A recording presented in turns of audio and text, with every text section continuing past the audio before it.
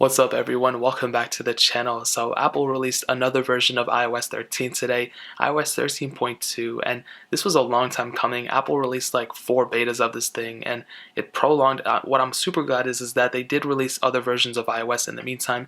It's not like they did during iOS 12 where they were like updating only the betas for like a month and a half straight and they didn't release a full version, which was dumb. So they released 13.1.2 and 13.1.3 and I think 13.1.1 as well in the meantime of these betas, which is really awesome. And the 7 Plus did get a couple features, so I'm always glad to look at these older iPhones, dude. These things are beasts still, the 7 Plus included. My iPhone 7 did get a problem with iOS 13.2, which I'll have to talk about in a separate video, and it's so annoying, but regardless, there was a cool feature added to the 11 and 11 Pro that I wouldn't have talked about if it wasn't a cool feature, which is Deep Fusion, which is a really cool feature for the camera. It doesn't affect the 7 Plus, but it's a enhancement to the already awesome camera app onto the 11 Pro and 11. So I did that video yesterday, which kind of showcased me kind of reviewing a phone, and I filmed it all on my 11 Pro. So if you want a little camera test, it wasn't even that good, but you can check it out if you want to. It was the last video, I think, before these ones. So there was a super important security thing opted in for the iOS 13.2 for all iPhones on it, and pretty much is the Siri support. And if you remember, not too long ago, Apple did that thing where they were like giving contractors permission to listen to private conversations between you and Siri,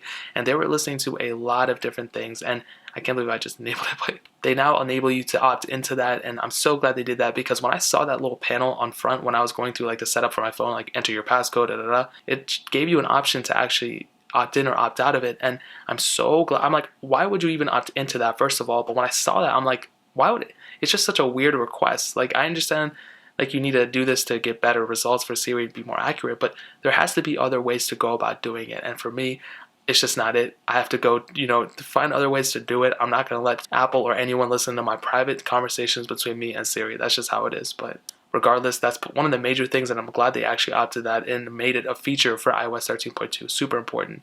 They did enable some new emojis, though, to be on the lighter side. I wasn't able to see them, though. If you guys are able to, let me know, but I'll go ahead and kind of run through them so you guys can check it out. But as far as I know, I mean, there's like new food ones, and I think there's like a new animal, which I didn't even know they were still making animals anymore. Like, aren't all the animals that ever made like already existing? Like, I don't know, but as you can see, there's some things. If you see something different, let me know in the comment section below. But there's like a list of them, but I just didn't take a look before this video. But that's really cool, and I love sending emojis. That's like my main form of communication, and whoever made emojis, they need to go give them a Nobel Peace Prize because it saved many instances of an awkward situation between me and somebody, to be honest. There's also multi-user support for a HomePod, so if you want to connect, I haven't even bought a HomePod yet, but if you want to go and connect your iPhone to a HomePod or whatever the case is, you can go and do that, which is always cool. And you can connect it to multiple HomePods. You could always connect it to a HomePod, but you can connect it to multiple HomePods, which is awesome. So I did run a benchmark, and I'll be completely honest. I don't know what's going on here because it's probably it's probably a problem with the app. But before, I had a multi-score score of 192,319, and I just reran it, and I don't know what's going on, but it went down to 128,144. I know this is not right.